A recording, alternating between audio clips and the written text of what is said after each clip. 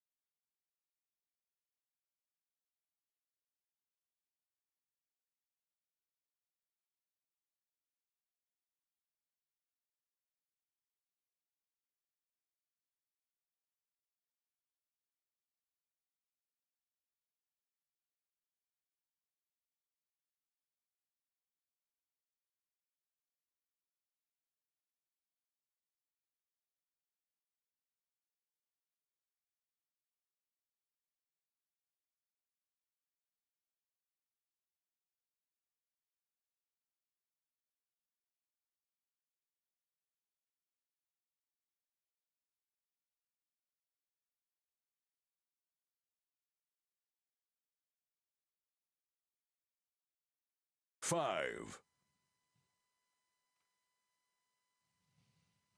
This is the NTT IndyCar Series. With live coverage of today's practice, this is IndyCar Radio. Happy 4th of July from the Mid-Ohio Sports Car Course. Mark James, Davey Hamilton, Michael Young set to take you to the next hour and a half or so as we begin preparation for the Honda Indy 200 at Mid-Ohio. Its history dates all the way back to 1980.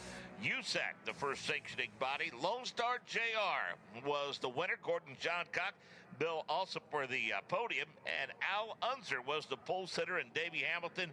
I remember years ago, it's kind of like Road America recently. I remember when people were pining to come back here, and I remember the first time I came here, I thought, where in the world are we going? But boy, as we pulled up earlier today, I mean, the campground sold out, by the way. It's just packed full of people. Looked really good. You know, and I always say that, Mark, it's always great to go to a racing facility for somebody's first time that they've never been here. That was my son this year. He tested here in April in Indy Next. His first time ever. He goes, he calls me, am I in the right place? I'm in the middle of nowhere out here. But I go, wait, would it blow you away when it's race time? All the campers and the people, and they just do such a great job. Very technical racetrack. Kind of Ray Hall's backyard here.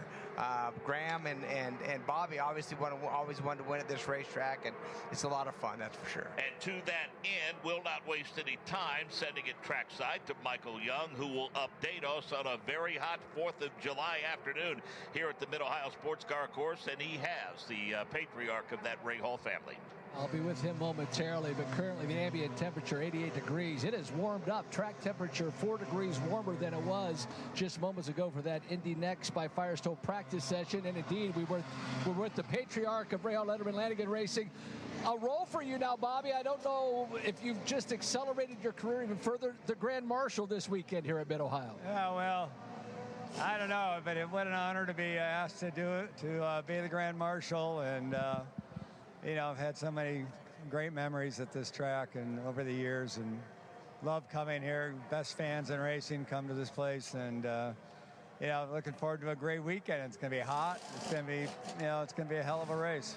Talk about the memories, obviously, with Jim Truman, his owning of this facility, and now to be able to, I guess, honor him in a way, being the Grand Marshal. That relationship was so very, very special in making your career. Oh, for sure. I mean, everything you see here really was a product of Jim's commitment to Mid-Ohio, to racing, and yeah, I just wish he could see all this, because you see Mid-Ohio today, and it's, I mean, you know, not a tremendous difference from 10 years ago or whatever, but the new ownership has really done some great things. You know, they've made it a lot safer with the runoff area at the end of the back straight. And a lot of things you don't necessarily see, but that make the place a better spot for everybody. And so Jim would be proud. I have no doubt of that. And yeah, it's always great coming to Mid-Ohio. And of course, having been with Jim for a number of years, that just, you really get a sense of appreciation for what he did for this sport. Winner here in 85, winner here again in 86. 40th anniversary, so happy 40th anniversary on that. Hard to believe it's been that long. No, that makes me feel old. It's amazing, though, to see what you've been able to do, what your son being able to win here as well. It's a Rahal type of place, and this team has excelled so much this year. Talk about just bringing this organization together and the pride you must feel. It just finally clicking for the team. Well, I mean, there's no question that you know, we've really got some strong guys on the engineering side. Jay Fry coming in to run the company, that's a big plus for us. And you know, the mechanic, everybody's just, you know, stepped up their game, and you know, we need a little bit better luck maybe in the races, but you can see we have pace, and that's the most important thing, is you got to have pace in order to be competitive. And you look at qualifying, you know, Graham's been in the top 6 the last 3 races, and of course, Louis, a rookie, getting pole position at Road America, that's pretty strong. So, you know, I think we're knocking on the door. So with this honor coming up on Sunday, is this something that you will need to practice, giving the command to fire engines? Do you feel the need to put any practice into this, or will this be completely off the cuff? I think I got it down. We'll see. Well, you've heard it enough. I would hope that you have it by now. Yeah, exactly. Thank you for the time. As always, congratulations. So not only a storied career, but being the Grand Marshal this week. Thanks. There you go. That's Bobby Rahal. Yeah, good stuff, and a very deserving Grand Marshal for sure. And my memory of Mid-Ohio with Bobby Rahal was several years ago. Robbie Fast, who's, of course, longtime spotter for Ganassi Racing. Robbie used to go out on the lifts with me when I was out on the course. And so we were down at the end of the back straight, and Robbie was up there with me, and Robbie tasked me, and he goes, hey, he wants to know if he can come up. So we invited Bobby Rahal to come up.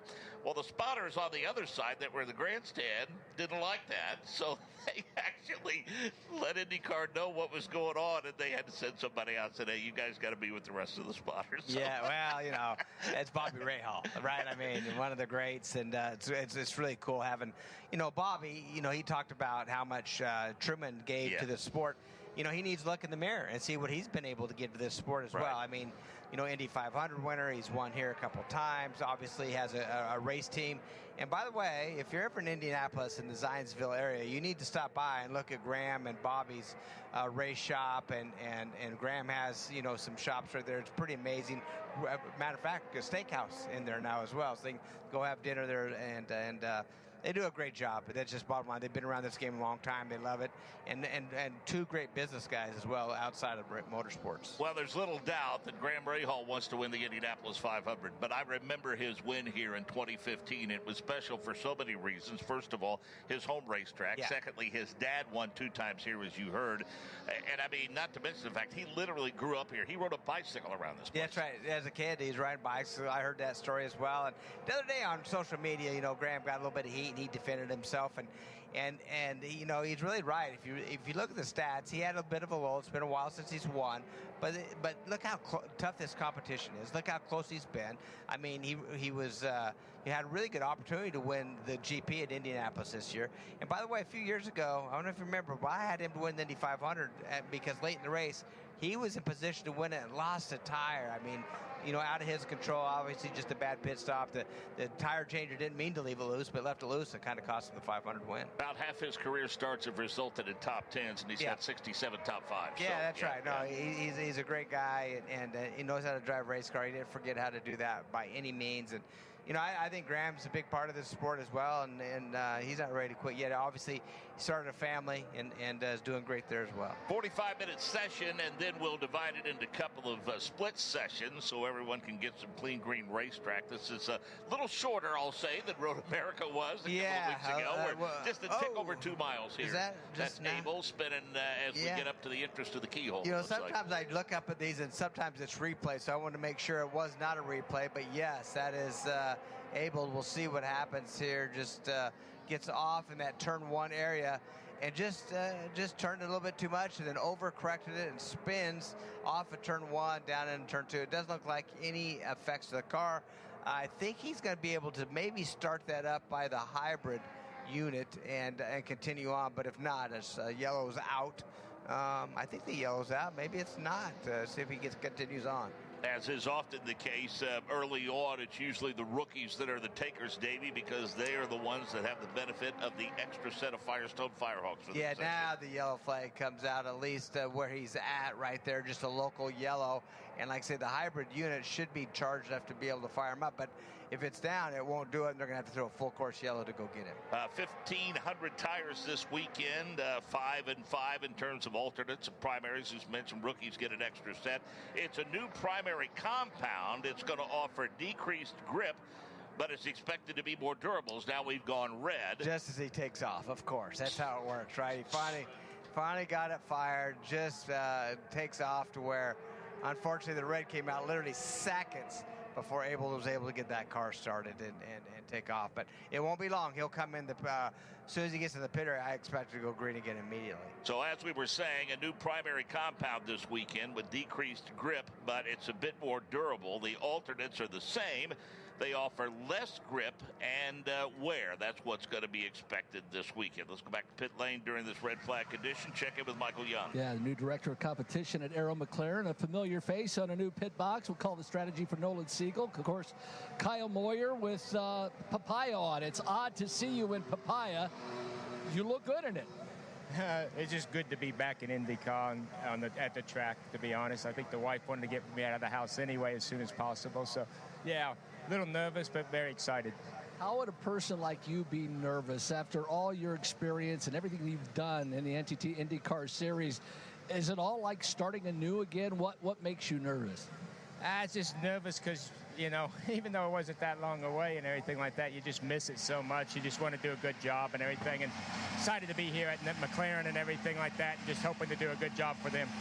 How interesting or how different is it? You were with not only Andretti Autosport, now Andretti Global, but Team Penske. What's it like at Arrow McLaren? Are the teams the same? Are they different, or can you compare them in any way? Well, I think every team's different and everything like that, you know. And McLaren, you know, they've been around racing just as long as Penske has. So, you know, there's a lot of things embedded and processes and everything that are fun to be learning and everything as we grind. It's interesting that you won the championship with Tony Kanaan back in 2004, and now his role with the team bringing you along for the ride. What has that relationship been like that you've been able to keep it kindled for so long? It's definitely different because he's not a driver now, and he's he's running the place. So I think it's a lot more work for him. He realizes, and than driving, it was a lot easier to drive than it is to do that. I think it's interesting. How has he changed as a person? Because we talked to Tony. He said it's a completely different mindset to come in and run an organization. How is he like to work with when he's not driving and complaining? I don't think he's changed much, to be honest. I mean, he talks just as much and just as loud as he always has. So it's great to have him around, and he's been a great friend of mine forever. Quickly, you'll be calling the shots for Nolan Siegel. This young man has come a long way in a short amount of time. What has it been like in working with him so far? It hasn't been long. It's only been a couple of days, but, he's 20 years old, and that's what I keep on having to remind myself. Maturity-wise, though, he's way beyond that and everything like that. He can qualify good. We've seen that. So it's just a matter of getting some consistency in, and hopefully I can help with that. So great to see you back on a pit box. We wish you all the best and further success with Darryl McLaren. Well done. Oh, thanks. Yeah, it's great. It is great to be back. Looks good. Smile on his face, Mark James. That's Kyle Moyer. Yeah, a lot of folks kind of dubbed him as, the most high-profile free agent that was available over the last month or so. Yeah. And happy for him and happy to see him back at the racetrack. And I know he's got a history not only with Tony Kanaan, Davey, but with Brian Barnhart. Yeah, that's right. I mean, such a great guy, so knowledgeable. He's good. He started with Gary Bittenhausen in sprint cars. Now, what a way to come up. With Gary Bittenhausen in sprint cars, that means he learned from, one of the best drivers in sprint car racing and make it all the way where he has. He's won a lot of races. He's got a lot of relationships, and no surprise to me whatsoever that Darryl McLaren tied him up. 17 cars have turned laps in this session, 28 minutes remaining in it. But again, we're not done when the checkered flies. We will have a couple of split sessions. They'll divide the pit boxes up and give them a chance to do some qualifying sims. Well, we'll start to recap things that happened at Road America. Scott Dixon thought for a while he might have had the pit strategy and played it very, very well because of some early cautions and the fact that he was forced to start deep in the field. But when all was said and done, he was a splash and go away from victory lane, and then handed the race to his teammate Alex Palou, who has resumed his assault on the rest of the field. Yeah, really, they pitted 2 laps ago, and I felt like he was 1 lap short, and just they couldn't. I felt like maybe they should save maybe some fuel at the start of that run. We had the strategy, I think, pretty well down. Unfortunate for Scott, he just didn't get that win, and it's always good to see him in victory lane. By the way, there's only 2 winners this year, Palou and Kirkwood, and it was always nice to see maybe a 3rd one.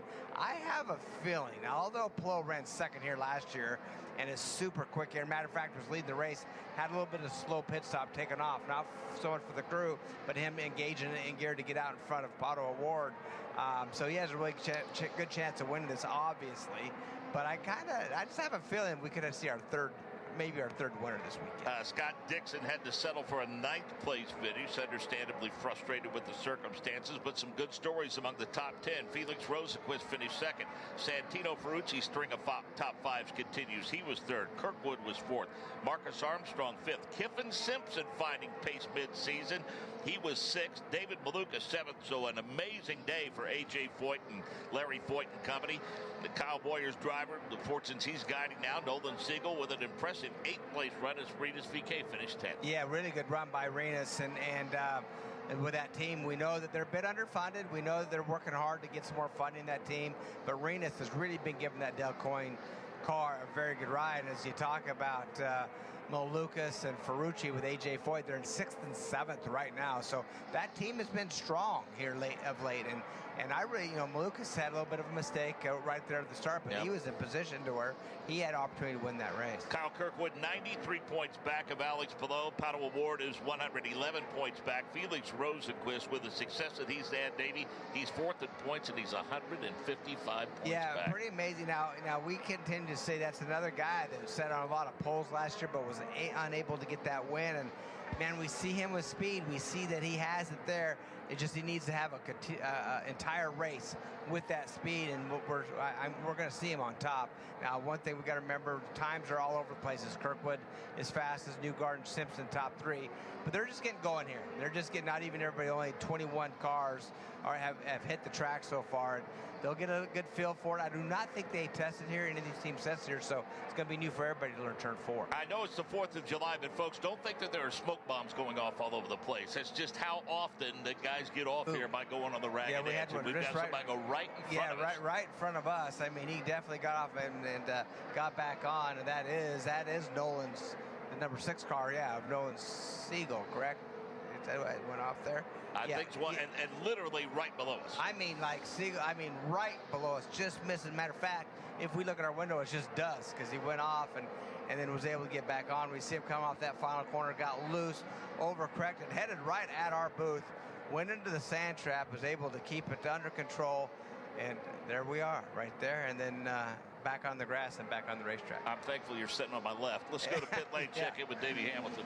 Well, I was thinking the same thing, guys. When you were talking about that, I was watching the car, and I literally looked out. I thought an engine had expired. There was so much dust, debris, smoke, whatever you want to call it. It looked like something had detonated out of the final turn 13. It was, it certainly got a lot of people's attention down here at Pit Inn. One of the reasons why this place draws so well from a fan perspective, Davey, is that there's a lot of cool viewing points for fans. A lot of very fast portions of the race course. And really, I think the elevation changes, while not overly pronounced, are still very significant here. Yeah, they really are, because once you get into turn 4, headed uphill in turn 5, it's almost like a hairpin on turn 5, trying to get going uphill and then right back downhill. And there's some blind corners and for sure around here, and then just when you go over when you crest those peaks, you want to get a lot of wheel spin, and it's foot control, be honest with you, on that throttle pedal, just not to spin those tires. So Kiffin Simpson has gone to P1, then Kirkwood, Newgarden, Malukas, and O'Ward. The time is a 67.591. McLaughlin, Lundgaard, Rahal, Ferrucci in the top 10. Robert Schwartzman is 10th fastest. DeFrancesco, VK, Rasmussen, Foster, and Kalamilot through 15. Then Rosenquist, Daly, Robb, Power. Then Abel, Rossi, Siegel, Erickson, Armstrong, Herta, Dixon, and Pillow. So now all 27 cars are in the process. Some of them are turning their initial lap with 23 minutes remaining in this session. You and I have talked about this place for a number of years now. You really feel like that handling that carousel is so very, very important to get maximum speed along the straightaway and carry a lot of momentum into turn 1. It really is. You just have to, and you get through turn 1 is so important. There's that curbing on the bottom, and you do not want to hit that. It's enough to really upset that car. But then if you go too wide on the exit, kind of some ruts off the edge of the racetrack. We've seen Indy Next cars go off that and really get some air. And we see right now, I think it was Rasmussen just went off and picked some dust up as Newgarden goes to P1 as he pulls in the pits right now. Got a pretty good time. But that turn 1 is tricky, and you want to get through there good because there's a fairly good straightaway between there and turn 2, that hairpin, that keyhole. I know that conventional wisdom tells us and history tells us that the entrance downhill into turn number 4, that right-hander, is a really good passing zone. But I'll tell you, they have gotten awfully brave with going 2x2 into that hairpin at turn number 2. Yeah, and they really have. And we see them, they fight on that entry, but usually by the time they get to the exit, they sort it out or go off track. And that's another great viewing area.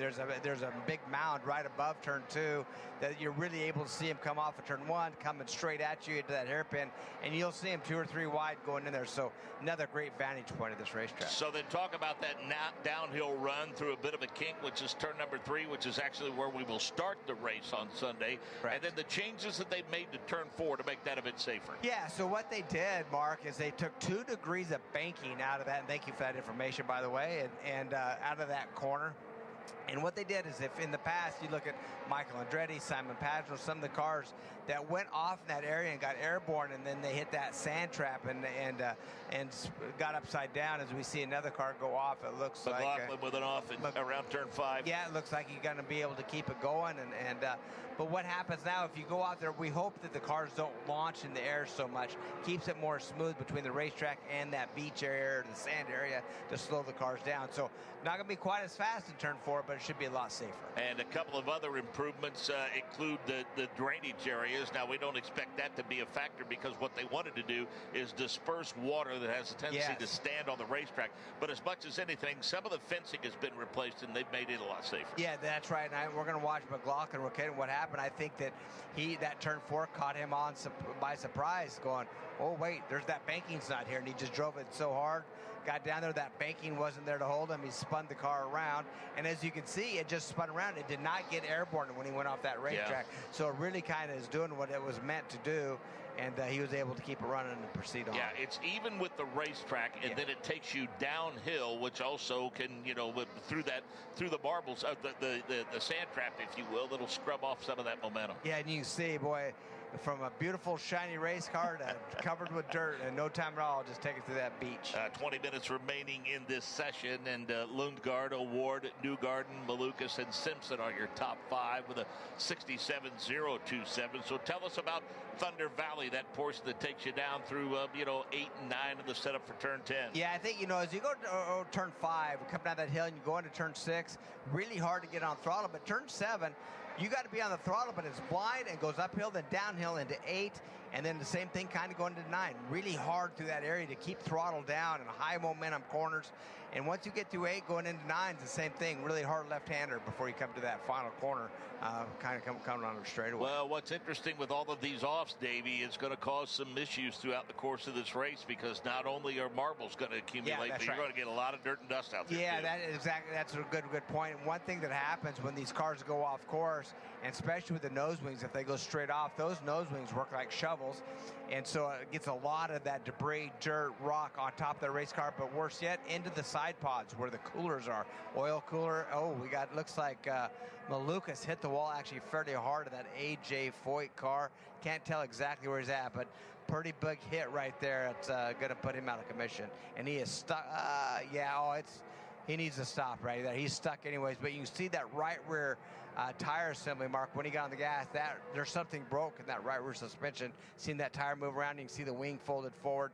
So Malukas is definitely causing a red as we see him going backwards. Wow. Oh, really good hit into that tire barrier. Thank goodness that tire barrier is there. And that does look like that was off of turn 8, if I'm not mistaken. He lost it coming out of Thunder Valley upon exit. Yeah, never made it to the crest of the hill to make the downhill run back through 9, 10, and the setup for 11. Lots of storylines headed into Mid-Ohio. Busy stretch for the NTT IndyCar Series. 5 races over the next 4 weekends. For the stories that we'll be watching throughout the course of the weekend, let's bring in Dave first. Welcome to the Honda Indy 200 at Mid-Ohio, presented by the all-new 2026 Passport. And has it really been a full year now since the launch of IndyCar's hybrid era, the result of a collaborative effort between Chevrolet and Honda, which has certainly given drivers and teams even more tools to enhance the on-track competition. This year, it launches a stretch as quick as it gets here at Mid-Ohio. 8 races over the final 9 weeks of the season, some 4th of July fireworks as well, and a little red, white, and who can catch Alex Palou. From Honda, the candidates include Rahal Letterman Lanigan Racing. Back home for RLL, the team is red hot in qualifying on road courses. Heck, for the first time in his career, Graham has been a part of the last 3 Fast 6 qualifying sessions on road and street circuits, so imagine him winning again here in OHIO. Of course, there is Palou's teammate, Mr. Mid-Ohio, Scott Dixon, the 6-time winner here. Felix Rosenqvist has Ozzy Osbourne on the side of the car this weekend and rocks and rolls into Mid-Ohio, fresh off a runner-up finish at Road America. And pick out any of the Andretti Global drivers as well. On the Chevy side, their first win this season could easily come from any of the 3 Team Penske drivers, all of which already have wins at Mid-Ohio. So does Pato O'Ward, who led the last 24 laps last year to hold off Palou. And it's no longer the exception, it's a rule. Watch out for AJ Foyt Racing, who has 3 podiums in a season for the first time in 24 years. Santino Ferrucci has 2, David Malukas has 1, and both, by the way, have scored the 4th most championship points since the Indy 500, trailing only Palou, Kirkwood, and Pato O'Ward. Hey, the stage is set. Should be a tremendous holiday weekend with coverage all weekend long here on IndyCar Radio. Former member of this radio network, Vice President of Communications for the NTT IndyCar Series, Dave First. Thank you, Dave, for the storylines that we'll all be watching throughout the course of the weekend. And happy to report that David Malukas was able to get out of the car under his own power, walk to the safety vehicle, and you're getting to look at a couple of different replays, most notably the off by Scott McLaughlin in turn number 4. I think they're continuing to play that just to show the difference of the off. Once you go off that corner and the car does not get airborne, and I think that's just a really good thing. They spend a lot of time, effort, and money to do that. When it comes to Malukas, he wanted to stay in that car, but I don't think he realized the right rear suspension was completely broken on that car. They finally got him out under his own power. He's fine, no problems there. Kind of looked at the back of the car, seen some damage there.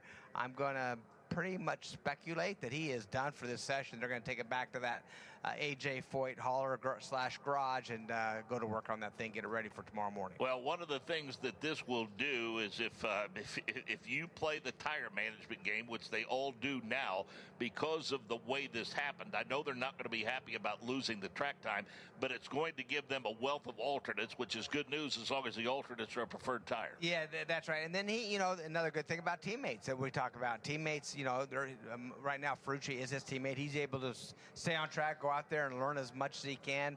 I don't know where he stands on the speed chart right now. I don't even see him. Who are you looking for? Ferrucci. He's back 21st. 21st, so he's not up on there very fast, but at least get some information. And Malukas just turned the 6th quickest time that lap before, so bummer that he went off. Yeah, I mean, what it boils down to is this has been a process for Larry and that whole organization, yeah. And obviously, we remember a couple of years ago, it was about halfway through the season that the technical alliance with Penske was announced. I don't know what the benefit was for the second half of that season, but clearly over last season and then again this season, I think it started to it's really paying off. And I think, it's back to the teams getting used to that technical alliance and then the drivers getting used to those setups and kind of figuring out what they like. And I think it's a really great opportunity. I'd love to see AJ Foyt Racing get back in victory lane, and Larry's doing such a good job with that team. Obviously, they got 2 hungry drivers right now, and so we'll see what happens. As Lundgaard, I didn't even see that. He shoots to the top of the list right now. By the way, he's another one, the Arrow McLaren driver. He has speed. We continue to say, hey, he's really good. I think he's 4th in the points championship right now. So he's another one that's ready to pull off a win. They've got drivers 1, 2, in fact, Arrow McLaren does, with Lundgaard and his teammate Pat O'Ward, and Nolan Siegel found some speed early, but he slipped a bit down to 20th. Marcus Ericsson up to 3rd. Joseph Newgarden 4th. Will Power is 5th fastest. Then Malukas, Simpson, Rosenquist, Foster, and DeFrancesco. Kyle Kirkwood, Graham Rahal through 12th. Callum Ilott 13th. Alex Palou is 14th. Rasmussen is 15th. Dixon 16th. 17th Daly. 18th Armstrong. 19th McLaughlin. Then, as we told you, Siegel is 20th. Ferrucci 21st. And Stingray Robb, Colton Herta, Robert Schwartzman, Ritas VK, Alexander Rossi, and Jacob Babel. I kind of like this format that they've adopted, where they give these guys a 45-minute all-skate, and then they separate them out a little bit. And they didn't do this at Road America because that's a 4-minute. Yeah, they have much more course. opportunity to get spread out, but on this tight racetrack, just to give everybody ample time to really learn what they're trying to learn, whether it's qualifying setups, whether it's race setups, and I do like it as well. Just kind of split the cars up so they're not in traffic the whole time. Another one that you mentioned is 3rd quick right now, Marcus Ericsson. That's another driver that could use a little bit of luck. I mean, his best finish this year, we thought was 2nd in the Indy 500. Pretty darn good, right? When you tell everybody you got 2nd in the Indy 500, unfortunately, it was penalized. That 2nd place got taken away. And since then, pretty miserable season.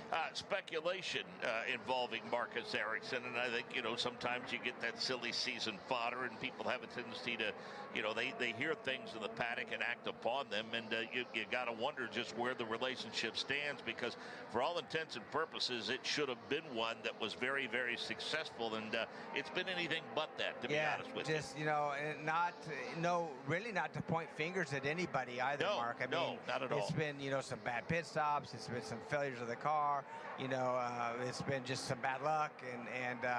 So, if they can get it together and get a win, you can turn your season around. As you said, there's 5 races the next 4 weekends. So, hopefully you can get on a roll here and turn the season around fairly rapidly. 500 winner. He's only had 1 top 10 this season, and he's led only 19 laps. Now, this is a good place for him to kind of get some second-half momentum. He's got 4 top 10s here, Davey, including a 5th-place finish a year ago and a finished runner-up in 2021. Yeah, that's right. And then they're hoping right now we're looking at the kind of the all-stars. And Scott Dixon, 6 wins here. Joseph Newgarden, 2 wins.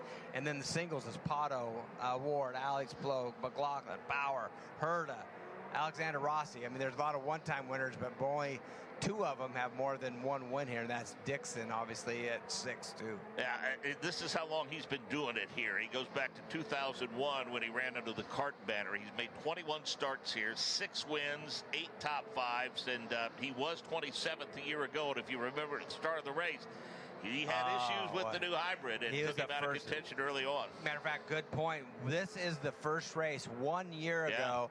We started running the hybrid system in the car. He goes out for the race, the first one to get bit by the ugliness of the hybrid system at time, because it was just new. Nobody really knew, and he fired the car up and made it to turn 5. The car shut off, and his day was over. Yeah, and you know, it's been one of those things, kind of like the aero screen. I mean, it's been over a year now, and it's you know, we really unless there's an issue with it, which has been a bit of a rarity, quite frankly, throughout the course of the season. People don't talk about it much. Yeah, they really don't. You know, and it's a situation, you know, some people like it, some people don't like it, some people say, why do we have it? You know, it's really quite a controversy still. I think the good news and the bad news, we're not talking about it. I think that there's a negative and positive about both sides of it. I know usually the guys that win don't have a problem with it. Well, you know, when you win, you don't have a problem with anything. As we see another car go off course. Ooh, Colton Herta. He went off course, went through the sand trap. Look at his nose wings. They work like those shovels. That is exiting turn 1. And I mean, it looks like lawn care on the front of his wings right now. It looks more grass than it does wing on there, and it's still hanging on there. That will blow off going down this long back straightaway, but definitely went for quite a bouncy ride. Wow. And Davey, let's remind people that is a very, very precarious ride, because the late Justin Wilson suffered an injury with an off very similar to that number of years ago. That's right. They actually fixed the road, that access road. Boy, Colton went way off. I mean, he missed that corner by a long shot, but he did cross that access road that we talked about that Justin Wilson hit. It actually protruded higher, and when Justin hit it, it hit the tub of the car and actually fractured his back. Yep. And right now they have the grass higher, which is much safer. But wow, we'll look at the onboard camera with Colton. That was quite an off right there, but he gathered it up. But look at the grass stuck on the front of those nose wings. The thing that impressed me about that off and the view over his head of the in-car camera is the fact that he was guiding the wheel to the best of his ability, but he knew not to grip it tight because it could jerk so violently it could snap his wrist. It looks like a cheetah pet. That car right now looks like one of those cheetah pets with the grass growing out. But you're right. You know, this very rigid steering, and you see a lot of drivers when they get ready to crash, or they let go of the wheel so it doesn't snap back. But he made it through there. He was ready to let go and just holding it lightly, but he kept it straight. And now they're pulling grass by their handfuls out of that thing. Yeah, they sure are. Christian Lundgaard continues P1, and again, it's 67.027. Pato Award is second fastest, then Ericsson, then Newgarden, and Will Power in the top 5. David Malukas, his day may be done in its entirety, but he has worked his way up to 6th quick. Now bumped down to 7th as Palou jumps to P5. Then Armstrong, Simpson, and Rosenquist through 10th. Foster, DeFrancesco, Kirkwood, Rahal, and Eilot through 15th. McLaughlin, Rasmussen, Dixon, and Daly through 19th. Siegel is 20th. Ferrucci 21st. Stingray Robb 22nd. Colton Herta 23rd. Robert Schwartzman 24th. Rinus VK 25th. Alexander Rossi 26th. And Jacob Abel is 27th. Do want to mention again, we talked about the tire compounds and the tire allotment for this weekend. I know it's a big weekend for Firestone, Davey. 150 tire and engineering team members are here. They, again, manufacture some 32,000 tires at that facility over the course of the season for the NTT IndyCar Series. Isn't that amazing? That's a lot of tires. Think about that. And I tell you, they do such a fantastic job on the tires, not just on these roads, courses, street courses, or ovals, but all of them. They really know what they're doing. It's an honor, really, to have them part of our series right now, to have such great tires, and keeping the competition mixed up when it comes to these road and street courses. We have these alternate tires of when to run them, when not to run them, what the DEG is on them. It's exciting. So they make the racing exciting here at the IndyCar Series. So from a driver's perspective, what challenges does this place pose as opposed to what they faced a couple of weeks ago at Road America? Well, I think this course being so much, really tight, and not, you don't have near the long straightaways, you don't have near the passing zones. I think this is a course where you really need to make sure that the front of the car turns properly. You don't want any understeer here, because we see what happens when you have it, and it's not a very smooth off here. So you want the car to turn properly. And I think another thing is there's some heavy braking zones here, and those heavy braking zones, and being going into turn 2, going into turn 4, you want to make sure that your brake bias is really good, that you're not sliding the front of the rear of the cars. That we see Pato Ward go off in the grass. He kept it fired up. That's the second McLaren car we've seen go off. That was in the final corner right in front of us as well, as he gets the thing going down this front straightaway again. Well, that carousel is a very tricky portion of the race course, because there's an elevation change there, and the car can get very, very light on you. Yeah, it gets light. That's back to, there's so many corners around this facility that it does that. That the wheel spin really comes easy. We'll watch what happens there. Just got in too hot. Back to what I talked about. He got on the brakes right there. The rear's locked up, spun him around right there. So needs to work on that brake bias a little bit. It looks like he got out of the line just a little bit as well. Fortunately, he didn't hit anything, got out of everybody's way, back to the grass. Definitely did not hurt that race car. Was able to pop it back a gear and continue on. I think this thing is cured up pretty well, since it's been a while since they did, just a couple of years ago that they repaved it? Yeah, oh, for sure. Yeah, definitely. This is... It's the track is kind of old. I shouldn't say old. It's very nice. It's very smooth, but a lot of that initial new pavement grip is gone, other than in turn 4. But within what you have there is a loss of banking, so it kind of equalizes it out. And again, as we mentioned, the elevation changes here aren't as pronounced as you'll see at some other racetracks, but they're still noticeable. Yeah, when you're sitting on the ground, basically your butt's only a couple inches above the ground, so you're really low. And when you go over those elevation changes, you definitely can't see the apexes or where you want to exit, and it's about 4 or 5 of the corners here for sure. You got to really, I'll tell you, if you're coming to the pits, you got to really be careful, don't you, Davey, when you're coming in through that carousel and making that pit entrance? Yeah, it's one of the tightest. Barber and here, really tight entrances. Kind of feel the same when you come down pit lane. But one thing about this racetrack too, I think this is probably, if not one of the most short pit lanes that we have. So the pit boxes are very small. So it's hard to get in and hard to get out. So if we pit under yellow flag conditions, I think it's a situation to where, it's going to be cramped getting in and out of your pit box. And the exit of the pits is right at turn number 1, where it gets awfully exciting. Yeah, so once you leave that pit, you're on the gas and you're going through turn 1 trying to race, the cars on track. That's why you can, not slide over that curbing, and if you're coming out of the pits, and if you're on the racetrack, don't go over that curbing, because there could be somebody coming out. I was down in turn 4 for a number of years, and I must admit that's one of my favorite parts of the racetrack, the entrance into turn number 4, then the S's that go up and downhill through 5 and 6, and the setup for turn number 7. I just think that's an incredibly challenging portion of the racetrack for these drivers. Yeah, and that's why there's some great grandstands down there on the outside of the racetrack as well, to be able to see that entrance and watching them come down that straightaway through turn 3, wide open through there, going into turn 4, over the crest, as you said, turn 5, and then trying to gas it, but then get on the brakes slow enough to get through turn 6. It's an exciting part of the track. The thing that amazes me about the race fans that come to this place, I remember years ago when I came here the first time, went around on a golf cart, drove back down through Thunder Valley, and just being very, very honest, there's not a lot of the racetrack that you can see from the outside of that. That's right. Between that, at each end of that little straightaway, but yet that area is packed with campers and fans down there. They just want to be here and be a part of it. That's what it is. Face it, when it comes to street and road courses, there's not very much of the track that you can see, but you know what? The environment that the IndyCar Series brings to these racetracks and these fans is fun. Like here, with all the camping and the partying and having fun and riding motorcycles around and meeting new people and going around and seeing different aspects of each part of the racetrack. Ooh, we got one on the wall right there. It looks like Colton Herta again. Yeah. I mean, twice off, and this time into the barrier as well. And it looks like there could be some damage done. He's going to back up. We'll see if it did any. It looks like he should. Yeah, it looks okay at this point. Yeah, it does. It does. Looks like he just got the nose in. He fired it back up and took off. But beans that pulled a red, he's going to have to sit in the pits for a while. And I will say this, as that red flag continues to fly with just under 2 minutes to go in the session, that we have our usual trouble spots, but boy, we have seen drivers going off at a number of spots. Yeah, I think that was turn 6. Yeah, same thing. So right there what I was talking about, you really try to, you actually hit the back of the car first, and when we seen it, it looked like the front of the car, but he hit the back first, got sideways, coming off of turn 5, going into turn 6, and that's that area. You want to get on the gas, but you have to hit the brakes as well, and it looks like maybe just too much rear bias locked the back of that car up right there, and once it did, it just spun it around and he had no chance but to, you know, just turn the car. That's if exactly you ever wondered what that rear attenuator does and what it's supposed to do, we just got to look at it right Really good look at it. And fortunately, that's a tire barrier down there, a tire wall, so it absorbs a bunch of the hit, but that wings bent forward and the attenuator made for harder walls than this, and so that, but it always helps. There's no question about it. But looked to me like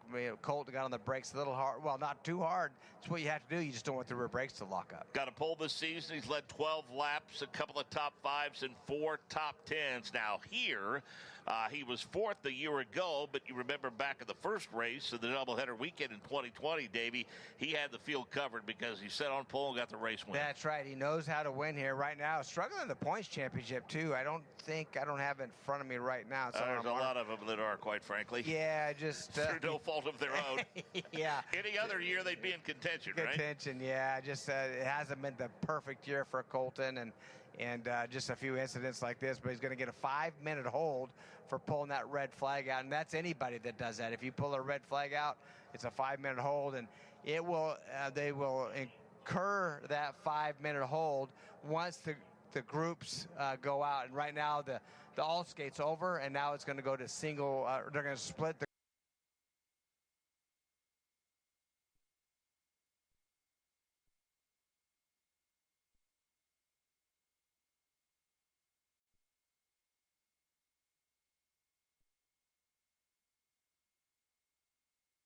$155 points back, as is Scott Dixon, who was 5th. Lundgaard is 6th. Will Power 7th. Scott McLaughlin 8th. Santino Ferrucci is 9th. Colton Herta is tied with Santino Ferrucci for 9th place in points. So yeah, there you go. Not where he wants to be by any stretch, but still not a terrible year. Top 10 with these guys, man. You sometimes need to take it. The IndyCar app, powered by NTT Data, available to fans for free. Climb on board with in-car cameras, catch up with live timing and scoring, and find car telemetry info for your favorite driver. Download the app today. Let's go to Michael Young. Yeah, with David Malukas, first off, are you okay? It wasn't a massive hit, but it was a hit. Yeah, no, it's fine. These cars are very safe. You're going to need a much bigger one than that to even have a bruise. So, no, very good. Tough start to the weekend, obviously, especially since that car seemed to be very fast. You were P6 for about 15 minutes after the off happened. What did happen out there? Yeah, just ended up losing the rear there going over turn 9. We were on our last lap. I think we're up even a little bit quicker there, so just trying to push a little bit more. Went for that downshift, and the rears just kicked out, and I tried to save it, and it just went round. So track was a little bit loose, compound guard, and yeah, just pushed a little bit too much. This track has been very good for you. Has it changed much since last year? You know, I think initially just maybe, I don't know if there's a lot of dust on the track, but definitely feels a lot more slick than what I was remembering from last year. Each lap was getting better, so I think there's just maybe some dust, some cleaning that we had to do, but I think it'll turn around going in for the rest of the weekend. Lastly, this team has been so good this year. You guys have found another level, another gear, if you will. The expectations for you, not only you, but this team for the remainder of 2025. Yeah, I think we've been on a big turnaround. Obviously, a little mistake from my end on practice 1, but I don't think that's really going to change much for the rest of this weekend. We know we have a fast car, so we'll be up there. I'm glad you're okay. We'll see you tomorrow. Thank you. There you go. That's David Malukas. Yeah, 3 starts here, as we mentioned, a 6th place finish in 2023 and finished 9th in 2022. So this is certainly a track that's been very, very good to David Malukas. 14 starts for Joseph Newgarden here. He's won a couple of times. Was a pole sitter. Has 6 top 10s in those 14 starts. But it's been a difficult season for Joseph Newgarden. 1 top 5 and 3 top 10s. Just 27 laps led and no poles. And earlier today, our Nick Yeoman caught up with the 2-time 500 champion and multiple series champion. You know, so often when drivers are having rough seasons, when I ask the question, well, how do you get it fixed? The answer is like, well, if I knew, I'd do it. What do you do when you go home during the week? What do you say to the guys in the shop, the guys on the team, when things just aren't going as well as they should be? Well, you just got to tell everybody to keep doing what they are doing. You know, keep doing their job. That's what I tell myself. Like, I'm focusing on things that are in my control. You know, how can I be better every weekend? You don't want to drop that intensity. You know, which is easy to do. It's human nature to get, when you get beat up a bunch, you know, you kind of want to, you know, pull back, drop the intensity, and not maybe feel as motivated. And that's the one thing you don't want to do in these moments. So you just keep going, you stay the same level of focus and motivation, and you just keep going forward. It's easier said than done. It's such a simple statement, but just keeping everybody moving forward, we'll get some results. It will turn. It's just been an unfortunate set of circumstances throughout this whole year. I mean, I think speed's not the issue. I think we're going to produce fast cars. We've just got to get some results to stick. Sometimes you just need a little bit of luck on your side. It's really interesting, Davey. We talked about the points in the top 10. Joseph Newgarden currently finds himself 17th. 17th. Now we know nothing. It has been a tough season for him, but this series is so darn competitive right now, and the formula that they have is really outstanding, and they're doing. I mean, it's just very, very difficult to compete at this level with the cars, the teams, the drivers, all so good, and it's hard. So we're just a couple of minutes away now from getting the green flag on this session, and the drivers will be divided in half. And but like I said, Davey, I'm a big fan of this format, and should give these teams a good opportunity to get some qualifying sims in. Very, very smart. I think especially on these short courses like this, that everybody always complained that, hey, I didn't get a good lap in. I didn't really get a chance because there's so much traffic out there. We were set at the wrong time. This is the easiest way to do it. Split it in half. Still going to be some cars out there, but you should be able to find some clean racetrack and get whatever testing and whatever practicing that you need done. You can get it done. Well, we'll call it open racetrack, because if they keep it up, it's not going to be too clean. Yeah, right now. Yeah, I should say that. Yeah, a lot of debris, a lot of grass. Sweepers may be the busiest guys here this weekend if we get a lot of caution. Yeah. But what we have seen is, for the most part, again, these runoff areas can be somewhat forgiving. I mean, you can get yourself back on pretty quickly unless you have an over-pronounced off like we've seen the last couple. Yeah, and we've seen when turn 9 and turn 6 cars go out there. We don't normally see that, right, Mark. We really don't. I mean, it's a situation where they're pushing the limits. I think the balance is a little off on whether Lucas said he downshifted. Well, obviously he was going through there pretty quick. I would say he downshifted a little too quick, wanted to lock those back tires up and spun them around. And I think in Colton's case, could have been the same, but it could have been a little bit brake bias as well. Looked like maybe those rears locked up just a teeny bit, and that had turned the car around quick. I mean, let's face it. I mean, they're the most talented drivers in the world. I believe that. And you can call me a homer if you want, but I believe that because of the variety of tracks in which you're forced to be successful on. But when an incident like that happens, it's always, I think it's reassuring when you talk to the driver, and 9 times out of 10, and you have a little experience with this, you know exactly where the mistake was made, and so you file that in the memory bank, and you hope you don't make it again. Yeah, that's right. And that's one thing about the level of this sport right now. We know that there's sponsorship issues sometimes, or funding issues with some teams or drivers, and then, hey, there's, I can go race, but man, I can't crash this car because of crash damage or whatever it may be. That's a horrible way to race. It's just a horrible way to race, because you're not going to go lay it on the line and get the most out of it. That's why these good teams that are fully funded, those drivers can excel. They can push it to the limit because they know, hey, if I step over the edge, we're still going on and we're going to go to win races. We get that occasional look and response of bewilderment from a driver after an off, saying, yeah, I really don't know. And when they say, we'll have to take a look at it and see if we can figure out what happened. So I guess that would mean a combination of video, data, and a number of other things. Yeah, it really all of the above. And I think data really say it, because the data on these cars is so good right now. And it'll say whether, what the RPM was, whether it locked the tires up, where your brake bias was, whether it locked the tire up. And then just, if it had too much understeer, it tells you pretty much everything. So, but you do have to go through it and just really try to figure it out. And that's one key thing.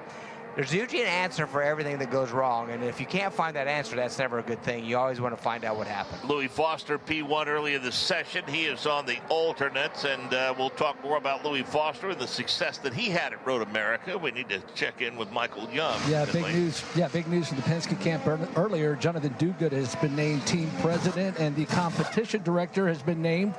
And he joins us now, Travis Law.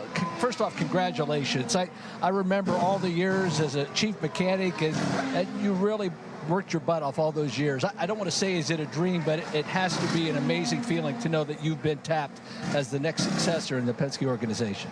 Yeah, no, really excited to carry the torch here moving forward. And obviously we got a great group of men and women that put these things together and do all the engineering behind it. So really happy to be a part of it again. Certainly, obviously, fans, anybody that knows IndyCar knows the woes of Team Penske this year. What, in your mind, does the team have to do? What would you like to see happen to try to get things turned around, or, I don't know, even shake things up, if you will? Yeah, I think we need to keep our heads down, stick to the fundamentals, and make sure we're putting cars in, contention at the end of these races. So if we put ourselves in position, we've got the best drivers to do it, so that's our main focus right now. So you roll this week, will you be calling strategy for Joseph? Yeah, Luke's been on the radio. He'll continue to call strategy, and I think it's good for these guys to have some consistency right now, and obviously support Luke. We have on each stand a good supporting cast. So ultimately, what would you like to see happen to the team? Obviously, wins are the first and foremost, but what would be a successful finish to 2025 in your mind? Yeah, we got a lot of races left here, so the expectation is to win. That's pretty clear at Team Penske, so we're going to try to make sure we can, get our partners at victory lane and represent the best we can. Lastly, what was it like? Was there an actual call from Roger Penske? How did that all go down? We have a lot of communication across all the programs, so you're not surprised when you get a phone call from Roger and the group, so all good. Congratulations. Well-deserved on your part. We wish you all the best. Thank you. Happy 4th of July. There you go. Happy 4th of July indeed. Travis Law, the new competition director at Team Penske. I don't think anyone would argue that personnel changes, especially, it really doesn't matter whether it's in the cockpit or whether it's over the wall. Personnel changes mid-season, Davey, are difficult at best, but that organization with the wealth and the depth of talent that they have, you can expect some changes, but I guess there are a handful of teams that if they need to make changes like that mid-season, they're probably going to be pretty effective. Yeah, they will be, but the great thing is it's internal. I mean, Penske does a lot of that through all of its organizations. They bring internal people that have been there, even though they're in a different role, and try to, he always has that next person in line to take over. No matter what position, whether it's a driver or anywhere below that, they're prepared to make a change. 7 minutes remaining in this session, and we see Kyle Kirkwood go to P1. It looks like a time at, 65.827. Award, Erickson, Siegel, Rasmussen, and McLaughlin, the top 6. Foster, Rob, Palou, VK, Abel, Schwartzman, and Eilert, the 13 cars in this session. And for those of you listening to us here on the PA, might be wondering where your favorite driver is. Well, be patient, because once this session wraps up, the other half of the field will come out. You'll get a chance to see your favorite driver turn laps. The 109th Indy 500 is history, but you can relive every exciting moment with your own copy of our race broadcast. Go to INDYCARradio.com and search for historical Indy 500 broadcast. Download our radio broadcast and hear every second, including opening ceremonies, the exciting start, and every lap to the checkered flag. Go to INDYCARradio.com to own a piece of Indy 500 history. One of the many benefits to being here throughout the course of this weekend for fans, Davey, especially those that are in the campground on the outside of the hairpin over there coming out of turn number 2. You might want to stay outside of your camper tonight where you're enjoying the evening, because they just might look up and see some NTT IndyCar Series drivers coming through in a golf cart. That's right. They'll come through. They'll visit a lot of the fans around here. Obviously, fireworks shows are going to be going on. We see the. Is that your car? That looks a little bit like it. There's an inflatable eagle on top of the car making its way through the infield. Yeah, that's great. Happy 4th of July to everybody, by the way. And that's what's going to happen here tonight. It's a great day to be at Mid-Ohio on the 4th of July weekend, and today being the 4th, it's going to be a little loud tonight, so put the dogs away. 14 cars in all have turned laps here. Stingray Rob in the 9th position is yet to try the alternate. Same with Schwartzman, VK, Abel, and Armstrong, Davey. But everybody else is on the alternates, including Kyle Kirkwood. Yeah, everybody else is on the alternates, as you said. It's going to be interesting to see as they change how fast they go. We see Palou on them in that 10th spot. I expect, as I see him right now, is that open AI on the side pod of that car. A little different than we usually see from Alex Palou with a matte black car with a little bit of blue in the back with that logo on the side. He's still in that 10th position right now. I'm expecting that this is probably going to be his goal lap as he's got the alternates on, coming through the final corner,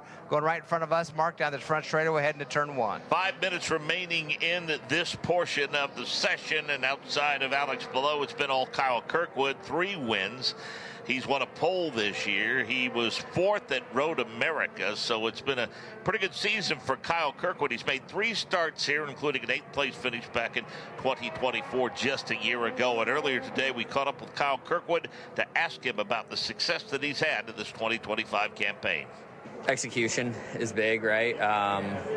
Everything that we're working for and we're trying to do is panning out properly. and everyone's just working in unison well, right? Like the crew's doing a good job. We're doing a good job engineering the car. I feel like I've been driving at a very high level. Just everything together, execution in general has just been solid. And we put ourselves in position, and then when we put ourselves in position, we capitalize on it too. So with all those things kind of coming together, that's what produces times where you can go out there and win. And again, 3 wins and a pole most seasons would put you on the top of the championship, but not with the season that Alex Palou did. That's right, as Palou does take that fast lap, puts himself from 10th to 3rd. Kirkwood still leads it. Pato Award splitting those 2 winners up right now, but Ericsson in that 4th spot, which needs to run good. He needs to have a good weekend as well, with Siegel in 5th. Rasmussen, we see some speed out of Rasmussen as well. Just needs kind of in that ECR team, and McLaughlin in that 7th spot right now. Yeah, that team, quite frankly, is starting to find some pace too. It's 4 top 10s for Alexander Rossi this year. Christian Rasmussen was on the podium at Worldwide Technology Raceway. He's led 30 laps on the season. He has a couple of top 10s. And again, remember, this is essentially his first full season in the NTT IndyCar Series. Yeah, that's right. And we're watching Alex Palou real quick, Mark, because I want to see. He has the alternate tires on. He went his first lap, went to P3. This is his 2nd lap, and he doesn't gain any speed. So what that tells me on these alternate tires, that the good in them is the first lap. Yeah. The 2nd lap, it slows down a little bit. So keep that in mind for qualifying, that it seems like these alternates fall off pace potentially on that second lap. And he's one of those that have said there have been times and places this year, Long Beach might have been one of them, where actually their 2nd lap was the lap in qualifying on those alternates. Yeah, and now he's going to go one more here. So what that sometimes tells me is, hey, I made a mistake on that lap. I'm going to go for a 3rd lap, try not to make a mistake and see if it goes faster. So that's one thing that we always try to look at when they're on these alternate tires. Armstrong, he was on, I think, on the alternate tires, but shows him on primaries right now in that 5th spot. OpenAI has been with that Chip Ganassi racing team throughout the course of the season, and that's the primary sponsor for the race here at Mid-Ohio. That's a good-looking race car, and it's quite a departure from Alex Palou. I mean, we've seen him in an all-green car for sure. We've seen him in that DHL machine, but this is the first time we've seen him in this all-black race car. It looks pretty cool. It has been mixed up for Alex Palou this year. You're no kidding about it. He's had a lot of different sponsors on that car. Obviously, Chip does such a great job. Palou's still in that 3rd spot, so I'm having to think that sweet spot's that 1st lap on these alternate tires. But that's, Chip, you sometimes you have to get multiple sponsors to put the funding together properly to do this. As we see Palou come down that, as you mentioned earlier, that really tight, skinny pit lane that comes downhill to get into the pit box is really, really, a tricky one to come into. Yeah, you're threading the needle a little bit for sure when you come off that carousel. Yeah, and you don't want to lock a breaker up in there either. I mean, there's no room. There's no second groove. You want to fight to that spot, but it's single file all the way from pit lane in. Got to make sure we don't confuse his car with the new livery on Marcus Armstrong. Fox Sports sponsorship or Marcus Ericsson, we should say, on the car of Ericsson this weekend. He's got a little bit more blue on his. That's how you can tell. The more blue, and he's got quite a mascot, that Fox mascot that they have walking around here today. He in that 4th position right now. As we continue to talk, just needs a good run. Just had one of those years where you can't point a finger at any one thing that's gone wrong. Just a lot of little things, and it'd be really nice to see him, finish up towards the top. And how about Marcus Armstrong right now, Davey? He is 5th on timing and scoring. He finished 5th at Road America. He has 5 top 10s. He's led 16 laps this season. He appears that he has settled in nicely as Felix Rosenquist's teammates at Meyer-Shank Racing. Yeah, he really has. And I don't know if it shows him on that primary tire, the harder tire in that P5. Now, I'm not so sure they didn't change back, but right now, pretty good run for him on that primary tire. Yeah, so good run for him. We'll give you the full field now. It's Kyle Kirkwood, continues to be fastest at a 65.827. Paddle Award at a 106.016. Then Palou, then Ericsson, then Armstrong 5th fastest. Nolan Siegel 6th quick. Christian Rasmussen 7th. Scott McLaughlin is 8th. Louis Foster is 9th. Callum Eilot is 10th. Stingray Robb is 11th. Regis VK is 12th. Robert Schwartzman is 13th. And Jacob Abel is 14th as the checkered flies on the session. Let's give Louis Foster an attaboy, Davey, for his pole run at Road America. He finished 11th and led 3 laps there. Yeah, how about that? I mean, really good run. Talk about exciting. And that was exciting, that pole run. And that's the first race of the weekend. And getting that pole, now that doesn't pay the big money and everything, but that's quite an honor to have, having that pole position, and him being able to do that was really a good run, a good strategy by that Ray Hall Letterman Lanigan team. And just hats off to him. I think that was pretty cool. I think we all enjoyed seeing him on that pole. So again, it's Kyle Kirkwood, the fastest of this group, at a 65.827. Then Pato O'Ward at a 106.016. That's really a pretty decent gap from first to second. Yeah, it really is. I mean, 3/4 of a second. That's, you know, Kirkwood's on. Like I say, our only other winner this year is him, and right now he looks very strong as VK crossed that line in that 12th spot, not where he wants to be. Only Schwartzman and Abel behind him, and seems to be he's on the struggle bus just a little bit at a 107.628. Basically 1 second behind your leader, Kirkwood. I think by the time the weekend gets here, Sunday gets here, Renus VK is going to find some pace. He was 10th at Road America. He has a top 5 and 5 top 10s for Dale Coyne this year. Yeah, you know, I'm excited. You know, VK with that Ed Carpenter racing team for all these years, and not so sure why he's not there, to be really honest with you. I think he's an outstanding driver. They just felt they had to change things up a little bit, but going over to Dale Coyne, I mean, he's really laid it down. He's had some good opportunities. As a matter of fact, another really good one in Detroit where they broke a header. He was in contention for that race. A couple of top 10 finishes here at Mid-Ohio in his starts for Renus VK. Well, as we've talked about Scott Dixon and the frustration that he felt walking away from Road America, just a couple of laps shy of getting to victory lane. And earlier today, our Nick Yeoman caught up with the Iceman to talk a little bit about this season, but mainly about the history that he has had here at Mid-Ohio. Well, we're here with Scott Dixon, who has won many times at Mid-Ohio, to say the least. All right, it's the magic question. Why has this been such a good racetrack for you? Honestly, I think it's a good combo. Well, it has been a good combo for me and the team. You know, I think if you look at the team's history here, it's pretty stout as well. You know, whether it's Alex or Felix or myself, or back to the days of, you know, Alex and Jimmy Basser and Dario, you know, it's just been one of those places that has worked really well for this team. So, you know, even Charlie Kibble won here as well with the team. So, you know, we've had some great results. How frustrating was it a year ago with the hybrid failure right before the green flag, knowing that this has been such a good racetrack for you? Yeah, definitely not the way you want to kind of christen the hybrid situation and have it completely fail before you even get, you know, halfway done on the first parade lap. So, yeah, it was frustrating.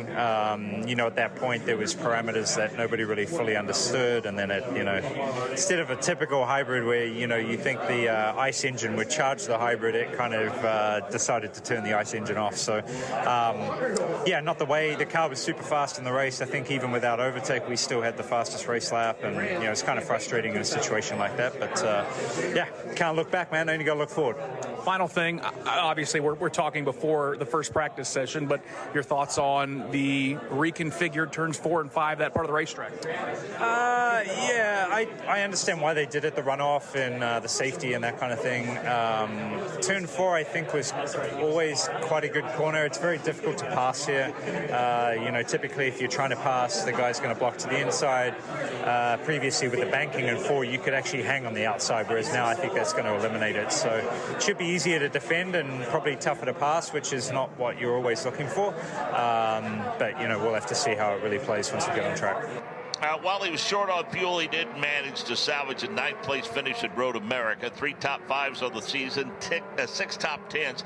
He's led 79 laps, but back to his incredible numbers here. As we mentioned, goes all the way back to 2001 in the kart days.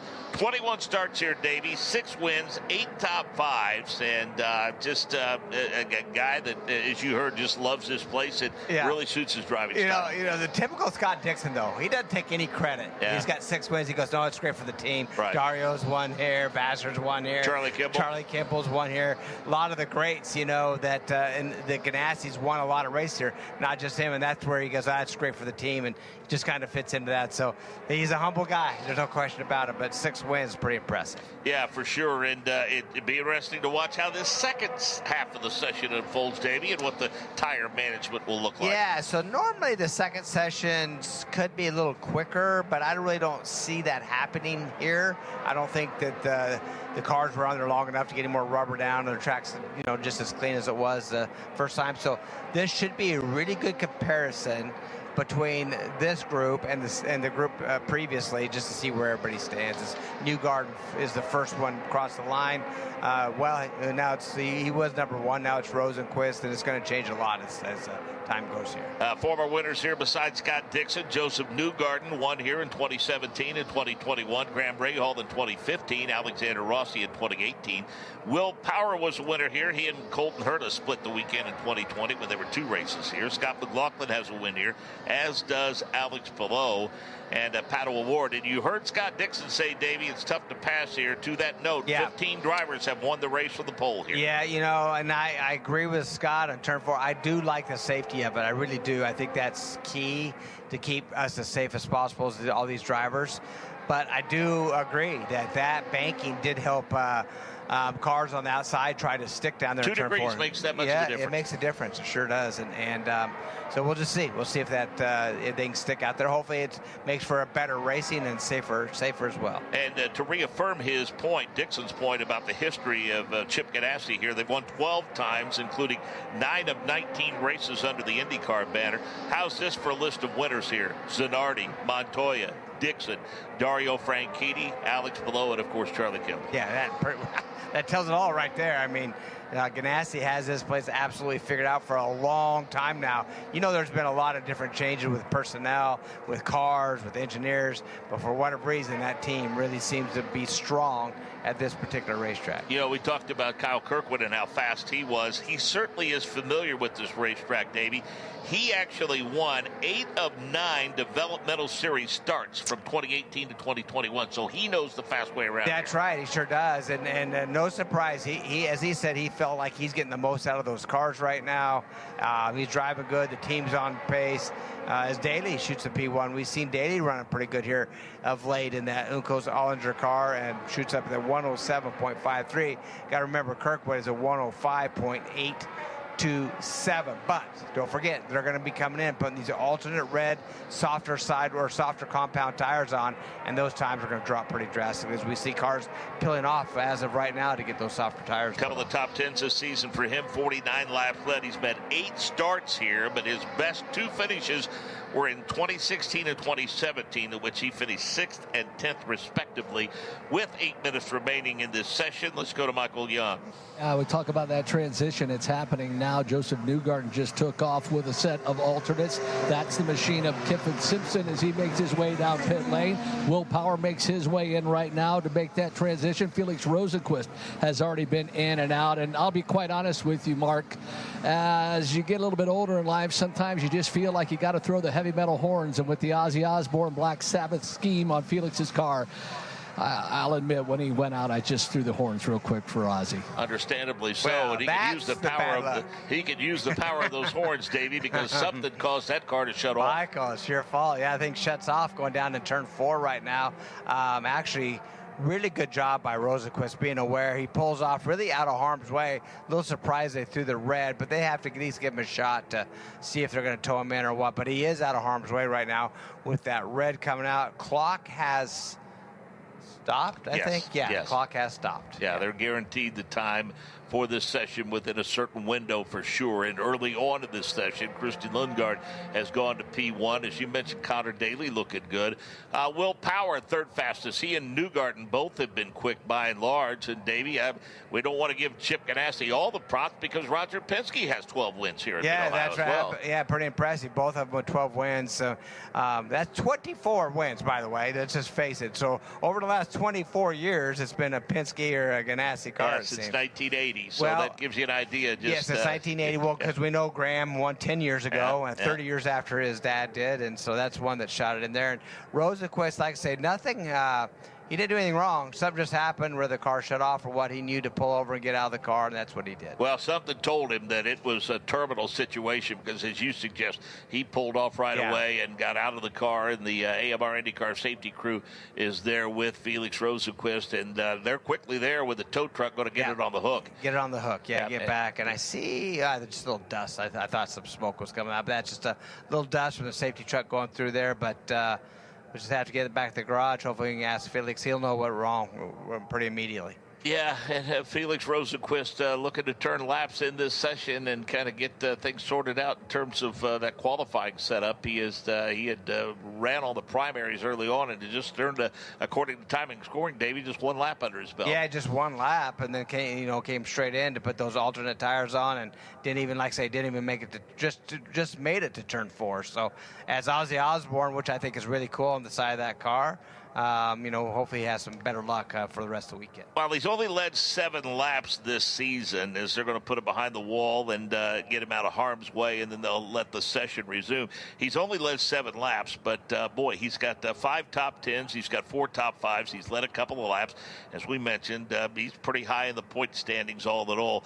As far as his success here in 7 starts, he was second in 2019, but only 1 top 10 since then. He finished 6th in the first race in 2020, so he needs some success here. Yeah, he really does, and I think they've been so close, and so many poles last year in that team. They have Ganassi Technologies helping them as well. They're another team with Ganassi to get setups, and I think they're there. It's just they just got to get all put together. They had been with Andretti talking about Meyer-Shank, and really they kind of started this technical alliance thing, Davey. Yeah, that's right, with Andretti. That's right. Well, this tells it all right here in 2025. They have 5 top 5 finishes, average start of 10.2, and average finish of 10.5. Not where they want to be. No, and this is an important race for them, too, because they're just minutes away from their shop here at Mid-Ohio. That's right. We talked about that driving in and say, hey, if we've been to the Shank shop, because it's right here, none of us have been, but maybe one of these days we need to stop by and talk to Michael and see the shop, and so we can give our listeners maybe a little insight of what it's like to have a shop here in Ohio. And once this show is complete, we invite those of you that are joining us on Sirius and XM to check out Ozzy's Boneyard. That is a sponsorship this weekend on Sirius and XM. Yeah, I think it's great, and the car looks good. Ozzy's on the side of it, the good old days, Ozzy, and so like I say, they'll get that car fixed up. Hopefully has a little bit of some better luck going into the weekend, and Green's back out right now, and really everybody as they cycle through should have that alternate tire on. Lundgaard does, Power, Rahal, Foster, most of them are going to all have them on. Yeah, so Lundgaard continues to be P1 in this session with a time of 66.376. Then Connor Daly, as we mentioned, at a 67.543. Power, Rahal, Dixon through 50. Francesco is 6th. Ferrucci is 7th. Foster is 8th. Rossi is 9th. Schwartzman is 10th. Jacob Abel 11th. Felix Rosenqvist is 12th. Kiffin Simpson is 13th. Joseph Newgarden is 14th.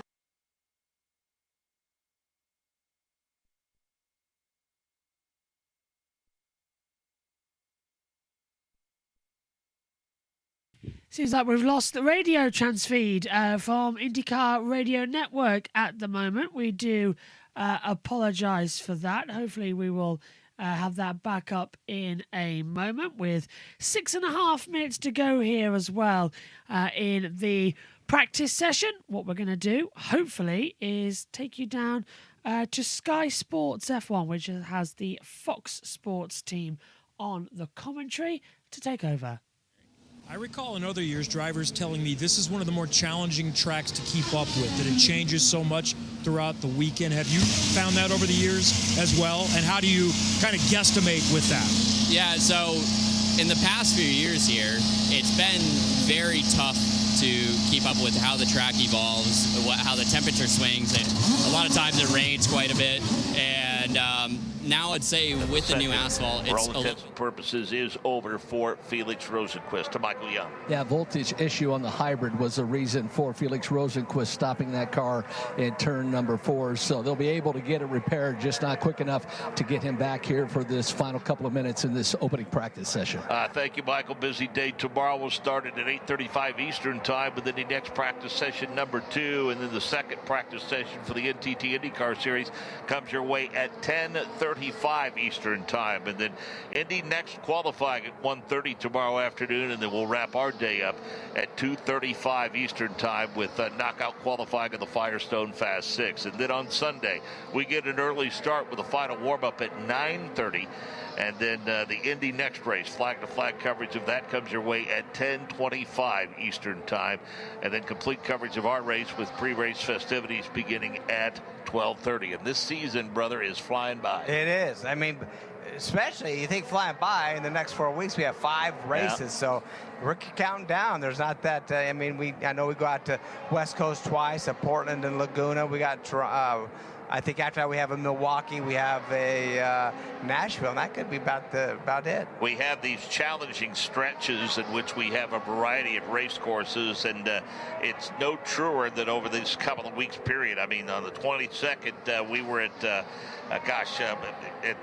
Mid-Ohio Sports Car Course this weekend. Then we go to Iowa Speedway, then the streets of Toronto, and just a couple of weeks ago, Road America, Worldwide Technology Raceway's crazy. We're on it, and then obviously all the way out to the West Coast for these teams, and then come all the way back before they go back out to Portland later on. Yeah, and you oval fans that like that form of racing, the season has to wrap up in a manner in which people are really happy about. An historic venue like the Milwaukee Mile, and then going to Music City. Yeah, if you love the ovals, you need to attend and go to them, because that race at St. Louis was absolutely outstanding. Yep. I expect to see the same at Nashville. I expect to see the same at Milwaukee, and we always continue to say it. They have a great atmosphere there the entire weekend. You sit in one seat, see the entire racetrack. You see everything that's going on, just like you're sitting home watching it on TV, but you're live and in action, and you get to feel all the IndyCar excitement. I got to tell you, it's been a while since you and I had been at the Speedway in Nashville where the season finale is, but I'm going to tell you what, it looked brand spanking new, just like they did the first day they opened the doors. It did, and I think Colton ended up winning that race last year. Yep. There was a little bit of strategy, but tire management was key. There were some outside lines there that we didn't know if was going to happen, and it really created a good race. So we expect, and by the way, just so people, there's a lot of things to do in Nashville at nighttime when we're not on the racetrack. And let's not forget, coming up in the not too distant future, about 6 or 7 days, the Sukup IndyCar race weekend, July 11th through the 13th. We will visit on Sunday during our pre-race show Kristen Sapinski, who's the general manager for that event, Davey. And there is a lot of activity throughout the course of the weekend. And one of my favorite things when we have a doubleheader weekend on the Oval, let's face it, Indy 500 qualifying is its own animal. That's 4 laps that you got to get right. But what's interesting about qualifying there is you do two laps. One sets the field for one day, and one lap sets the field for the next day. So you want to be consistently fast. Right. And most of the time you can be, but just in case, you may mess up one and may mess up both laps. Actually. And we've seen that. Yeah. That's happened for right. sure. So Colton Herta has rebounded from that off, and he has jumped up to P1 in this session at a 66.315. Graham Rahal finding some pace, and it looks like everybody has decided in this session that they want to find out what those alternates are. Yeah, although we've seen Colton go off track 2 different times, but finds himself P1 right now. So pretty darn impressive. Now, we have to say the times are 106.35. His teammate was at 105.827, so still quite a ways off of his teammate Kirkwood. Yeah, and again, he was a late comer to the proceedings. That's right. Because there's that obligatory 5-minute hold for that off that he had in that 45-minute session. That's right. Just see another car going off. You got to get used to a lot of new colors this weekend, so it's just pretty cool. But that's Jacob Abel in turn 1 going off course again in turn 1. Got a lot of dust coming up there as well. Rahal, we talked about Graham, how good he is at this racetrack, how mad he wants to win. P2 right now, and then Lundgaard with the Arrow McLaren and that P3 spot. So Newgard in P4 actually, who needs a little bit of help to get on that podium. It just hasn't been a good season. But how about this? We talk about Simpson several times with that Ganassi race team.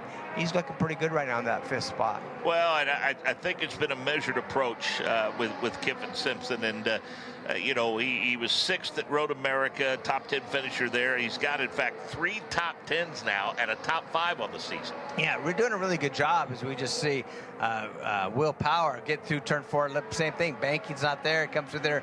Looks like maybe a little sideways, a little Eldora action there. Kept it going, but that's not going to be a fast lap, as he says P11 right now. Well, I know that they did their best to change the entry point, but if you get a couple of looks at that replay, it's certainly not smooth through there. I mean, when you get off course, you know it. Yeah, you're bouncing around. They're still dirty and grass. I mean, they made some changes. There's no question about it, but it's still not a smooth ride by any stretch. So back to Kyffin Simpson, there's little doubt that he is benefiting from the wealth of knowledge that he has at his disposal at Ganassi Racing. You know what? And I have to say, the kid is trying hard. He really is. I mean, he works hard at this. He goes to the gym all the time. He's in the engineering room. He's working hard. He has great teammates to learn off of. And he knows, not so much that pressure's on, but he knows he wants to run well and do all he can. So he was in that first session and looking for a successful weekend as he tries to chase down Alex Palou in the battle for the championship. Michael Young, Paddle Award. Yeah, not only chasing the championship, but trying to defend his race win here just 1 year ago. Paddle Award, tell us a little bit about the track changes from 2024 to 25. Yeah, we'd love to go back to back, but it's early in the weekend. The car's in the window. I'm comfortable in it. I'm happy. And turn 4 is a little bit different this year. It's a little bit less banking and less of a cliff if you go off, especially in the middle of the corner. So I think, they've been safety changes, but so far it's been a good session for us today. So just a couple things to clean up, and we'll be back at it tomorrow. They talk about 2 degrees change in turn 4. It doesn't seem like a lot, but has it made a big difference? I mean, it's new pavement and there's less banking, so you definitely feel the difference, especially as it's rubbering in. Like, you definitely feel the progression of it. But yeah, I think it won't be too much of a change once the whole track's rubbered in. You got turned around midway through this practice session. Several guys did, as a matter of fact. Was it a condition of pushing too hard? What? You're just finding the limits. This is when you want to find them. So so far it's been all right. I know you're a fan favorite. We'll leave you with this. A lot of drivers go out with all the campers and they have a good time on Friday night, 4th of July. Is this something you will be partaking of this evening? No, I will be enjoying it from afar, but I love coming here, and the fans are always super pumped to be here for the 4th of July weekend, and it always smells so good, those juicy burgers or whatever else they're cooking. It's it's a cool weekend to be a part of. Thanks for the time. We'll see you tomorrow. That's Paddle Award, guys. Checkered flag on the session, Davey Hamilton, and I saw I needed to see to be reaffirmed what a special talent he is and what a fan-friendly guy he is, because last couple of weeks ago when we were at Road America, I was walking through the paddock, and I bet 15 to 20 people must have stopped him, asked for autographs and pictures, and he didn't say no one time. That's right. No, really good guy and class guy. So how about this? Newgarden and Simpson goes up to P2 for this session. Herta, Rahal, Lundgaard, top 5. Really impressed. Let's go back to Michael Young. It's one of those situations, Mark, to your point. As soon as we finished the interview, about 27 people gathered around, and there was nobody down here on pit lane, and like out of nowhere they came. And, of course, Pato always taking the time to say hello to the fans. Certainly one of the bright spots and fan favorites here in the NTT IndyCar Series. Late in the session, Joseph Newgarden goes to P1, then Kyffin Simpson, Colton Herta, Ray Hall, Lundgaard, the top 5, then DeFrancesco, Ferrucci, Dixon, Daly, Rossi, then Power, Abel, Schwartzman, Foster, and Rosenquist. So we go to the other side of the page, Davey. Kyle Kirkwood still fastest, and then O'Ward, then Palou, then Newgarden, Erickson, Simpson, Herta, Rahal, Lundgaard, and Armstrong. What do you glean from all that? Well, I think, obviously Kirkwood, he's one of the only 2 winners here, and he's on top of the board. But then Palou, he's 3rd quickest right now, and he's the other winner. But Pato O'Ward, he's hungry. He won this race last year. He knows how to be fast here, and so that top 3, two guys that won, the only winners this year, and one that won this race last year. It's pretty impressive. It's an action-packed day tomorrow. Join us at 8:35 Eastern for Indy Next practice session number 2. It's the Hauger and the Hughes show, as we expect it to be throughout the course of the weekend. We'll see if Kyle Collette or anyone else has anything for them tomorrow.